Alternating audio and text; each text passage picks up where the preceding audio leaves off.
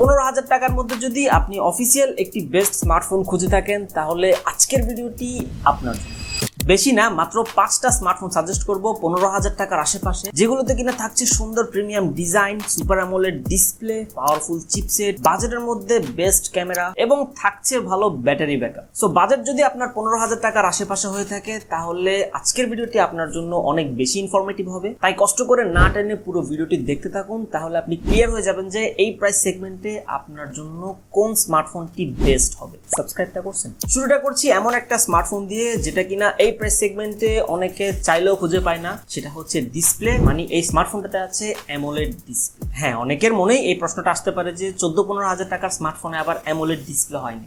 আপনি জানলে অবাক হবেন যে এই স্মার্টফোনটিতে আছে AMOLED display, 6GB RAM, 128GB ROM, আছে IP54 রেটিং। ফোনটা যথেষ্ট লাইট ওয়েট, মাত্র 185 গ্রাম, যথেষ্ট স্লিম, 7.3 মিলিমিটার হচ্ছে ফোনটা থিকনেস। তাছাড়াও ফোনটাতে আছে 5000 mAh এর ব্যাটারি, সাথে আছে 18 ওয়াটের চার্জার। এখানেই কিন্তু শেষ না, ফোনটা রেয়ারে আছে 50 মেগাপিক্সেলের ক্যামেরা এবং ফ্রন্ট ক্যামেরা হচ্ছে 32 মেগাপিক্সেল। তার থেকেও শকিং ব্যাপার হচ্ছে এই যে এত কিছু দিয়েছে এই স্মার্টফোনটিতে, এই স্মার্টফোনটার দাম হচ্ছে মাত্র 13,990 টাকা, মানে 14,000 টাকা। ইয়েস, এতক্ষণ বলতেছিলাম আমি আইটেলের একটি স্মার্টফোনের কথা, যেটার নাম হচ্ছে আইটেল S25। এটা ধরতে গেলে একটা কম দামি স্মার্টফোন, এন্ড এই কম দামি স্মার্টফোনে দিয়েছে অ্যামোলেড ডিসপ্লে। তার মানে এই না যে কোন রকম একটা অ্যামোলেড ডিসপ্লে দিয়ে মানুষকে বুঝাই দিছে। ফোনটাতে অ্যামোলেড ডিসপ্লে তো আছেই, ডিসপ্লেটা কিন্তু আবার 120 Hz রিফ্রেশ রেট, যাতে যেহেতু 120 Hz রিফ্রেশ রেট আছে এবং ডিসপ্লের পিক ব্রাইটনেস হচ্ছে 1800 নিটস। সো ডিসপ্লের ব্রাইটনেস নিয়ে আপনি কোনো ধরনের ইস্যু ফেস করবেন না আশা করি, এবং রিফ্রেশ রেট থাকার কারণে কিন্তু আপনি রেগুলার বেসিস ইউজের ক্ষেত্রে যথেষ্ট স্মুথ একটা ফিল পাবেন। আপনার জন্য এই স্মার্টফোনটি অবশ্যই বেস্ট হবে যদি কিনা আপনি চাচ্ছেন এই প্রাইস সেগমেন্টে একটা অ্যামোলেড ডিসপ্লের স্মার্টফোন। র্যাম রম থাকতে হবে বেশি, কারণ ফোনটাতে আছে 6GB এর সাথে 128GB ROM। খুব বেশি আপনি হেভি ইউজ করেন না, একজন বেসিক বা নরমাল ইউজার, সেকেন্ডারি ফোন হিসেবে অথবা কাউকে গিফট করার জন্য আপনি ভাবতেছেন, তাহলে অবশ্যই এই স্মার্টফোনটি একটা বেটার চয়েস। তবে মাথায় রাখবেন এটা কিন্তু কোনো গেমিং স্মার্টফোন না, এটাতে দেওয়া হয়েছে ইউনিএসওসি T620 একটা চিপসেট, যেটা কিনা 12 ন্যানোমিটার আর্কিটেকচারে বিল্ড করা। খুব বেশি পাওয়ারফুল একটা চিপসেট না এটা, আপনি নরমালি ব্যবহার করার জন্য এই চিপসেটটা এনাফ। গেমিং এর জন্য যদি আপনি নেওয়ার চিন্তা ভাবনা করে থাকেন তাহলে এই ফোনটা অ্যাভয়েড করেন। গেম খেলার জন্য মোটামুটি কোনটা ভালো হবে সেটাও বলবো আজকের ভিডিওতে। 2 নাম্বার স্মার্টফোনটার প্রাইস হচ্ছে 14,000 টাকা। এইটাতে যদিও অ্যামোলেড ডিসপ্লে নেই, তবে এটাতে যে চিপসেটটা দেওয়া হয়েছে ওটা আইটেল S25 এর থেকে একটু বেটার। বলতেছি টেকনো স্পার্ক 30C এর কথা। এই ফোনটাতে আছে 6.67 ইঞ্চের একটি IPS ডিসপ্লে, যেটা কিনা 120 Hz রিফ্রেশ রেটের, এবং ডিসপ্লেতে কর্নিং গরিলা গ্লাসের প্রোটেকশন আছে। ক্যামেরাতে ফোনটা রেয়ার আছে 50 মেগাপিক্সেল এবং ফ্রন্ট ক্যামেরা হচ্ছে 8 মেগাপিক্সেল। চিপসেট হিসেবে আছে মিডিয়াটেক হেলিও G81, যেটা দিয়ে আপনি রেগুলার কাজবাজ মাল্টিটাস্কিং বেশ আরামসে হ্যান্ডেল করতে পারবেন। গেমিং ফোন না কিন্তু, এটা দিয়ে আপনি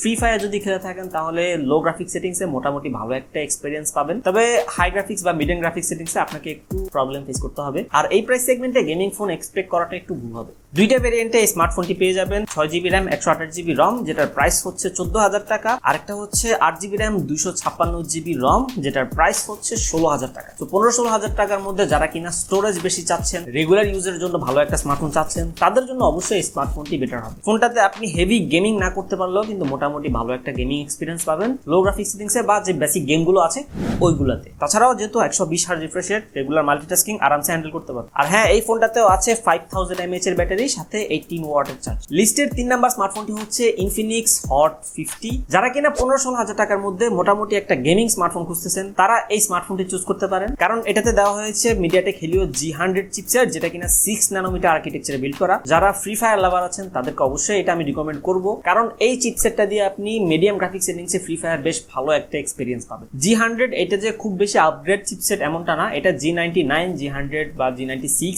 এই চিপসেট গুলা কিন্তু অলমোস্ট সিমিলার, হয়তো 19-20 ডিফারেন্ট লক্ষ্য করবেন। 16,000 টাকা বাজেট অনুযায়ী আপনি যে এক্সপেকটেশনটা রাখবেন, আপনার এক্সপেকটেশন অবশ্যই ফুলফিল করবে এই স্মার্টফোন। তাছাড়াও ফোনটার ডিসপ্লে সাইজ হচ্ছে 6.78 ইঞ্চ, যেটা কিনা ফুল এইচডি প্লাস রেজুলেশনের একটি ডিসপ্লে, এবং ডিসপ্লেটা 120 Hz রিফ্রেশ রেটের। যেহেতু ফুল এইচডি প্লাস, সেক্ষেত্রে কন্টেন্ট ওয়াচিং এক্সপিরিয়েন্স অবশ্যই ভালো পাবেন, তবে ব্রাইটনেস নিয়ে আপনি হয়তো একটু প্রবলেম ফেস করবেন আউটডোর বা ডিরেক্ট সানলাইটে, কারণ এটা ডিসপ্লে পিক ব্রাইটনেস হচ্ছে মাত্র 800 নিটস, আর একটু বেশি হওয়া উচিত ছিল। ফোনটা রেয়ার ক্যামেরা 50 মেগাপিক্সেল এবং ফ্রন্ট ক্যামেরা 8 মেগাপিক্সেল, ব্যাটারি আছে 5000 mAh এর ব্যাটারি, সাথে 18 ওয়াটের চার্জার, থিকনেস হচ্ছে 7.7 মিলিমিটার এবং বডি ওয়েট হচ্ছে 187 গ্রাম, 8GB র্যাম, 128GB রম। প্রাইস হচ্ছে 15,999 মানে 16,000 টাকা। প্রাইস যদিও 16,000 টাকা, আপনি কিন্তু 16,000 টাকার কমে পারচেস করতে পারবেন এই স্মার্টফোনটি যদি আপনি ফোন ম্যাক্স থেকে এই স্মার্টফোনটি পারচেস করেন। শুধু এটা না, যে কয়টা স্মার্টফোন দেখাচ্ছি আপনি এগুলো যদি ফোন ম্যাক্স থেকে পারচেস করেন, অফিসিয়াল প্রাইস যেটা আছে তার থেকেও কমে পারচেস করতে পারবেন যদি আমাদের চ্যানেলে সাবস্ক্রাইবার হয়ে থাকে। তাদের শপের অ্যাড্রেস এবং ফেসবুক পেজের লিংক সহ যাবতীয় ডিটেইলস ভিডিও ডেসক্রিপশনে দেওয়া আছে। ভিডিও শেষ করার পরে কেনার জন্য দৌড় দিন।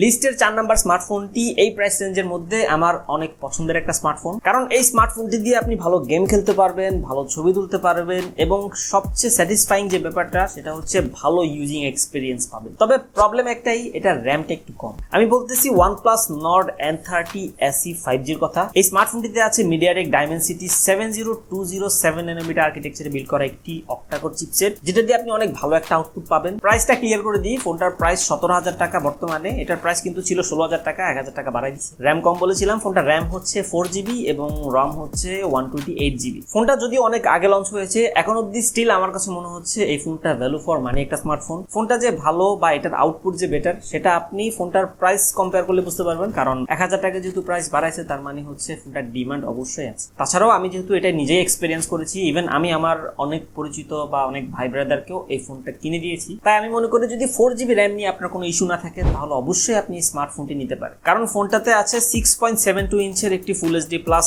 90Hz রিফ্রেশ রেটের IPS প্যানেল, ক্যামেরা পিছনে আছে 50 মেগাপিক্সেল আর ফ্রন্ট ক্যামেরা 8 মেগাপিক্সেল। ফোনটাতে আছে স্টেরিও স্পিকার এবং OnePlus এর সেই চিরচেনা অক্সিজেন ওএস।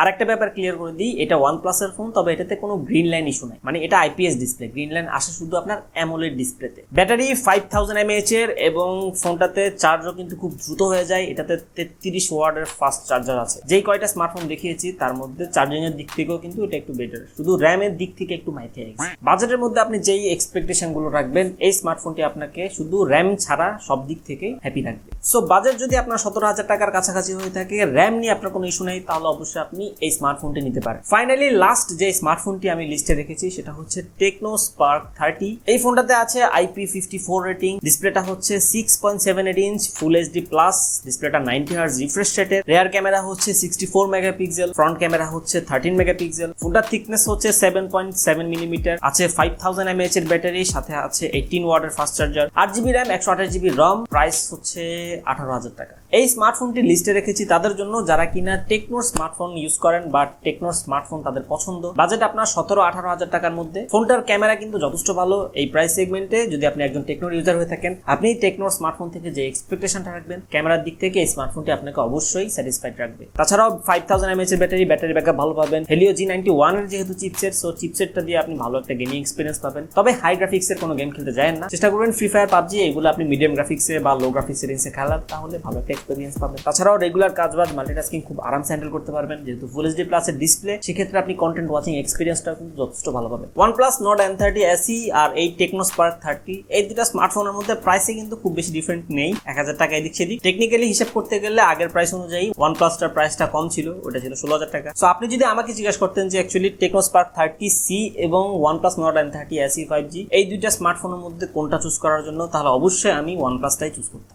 আশা করি আপনি ক্লিয়ার যে 15,000 টাকার আশেপাশে বা 15,000 টাকা থেকে একটু বেশি যে স্মার্টফোনগুলো আছে ওইগুলোর মধ্যে কোন স্মার্টফোনটি আপনার জন্য বেস্ট হবে, বা কাউকে গিফট করার যদি চিন্তা ভাবনা করে থাকেন তাহলে কোন স্মার্টফোনটি আপনার গিফট করা উচিত। যে 5টা স্মার্টফোন আজকে ভিডিওতে দেখিয়েছি এর মধ্যে কোনটা যদি আপনি অলরেডি পারচেজ করে থাকেন, আপনার ইউজিং এক্সপেরিয়েন্স অবশ্যই কমেন্ট বক্সে শেয়ার করুন, যাতে আরেকজন এই স্মার্টফোনগুলো জেনে শুনে পারচেজ করতে পারে। আর যদি অফিসিয়াল প্রাইসের থেকেও কমে পারচেজ করতে চান তাহলে অবশ্যই যোগাযোগ করুন ফোন ম্যাক্সে। তাছাড়া যদি আপনার কোনো স্মার্টফোন পছন্দ থাকে, আপনি বুঝতেছেন না যে ওই প্রাইস সেগমেন্ট অনুযায়ী ওই ফোনটা আপনার জন্য বেটার হবে কিনা, যে কোনো কোয়েশ্চেন আপনি চাইলে কমেন্ট বক্সে করতে পারেন, আমি অবশ্যই রিপ্লাই দেওয়ার ট্রাই করব। দেখা হচ্ছে খুব শীঘ্রই আরেকটি নতুন ভিডিওতে। ততদিন সবাই ভালো থাকবেন, সুস্থ থাকবেন, আল্লাহ হাফেজ।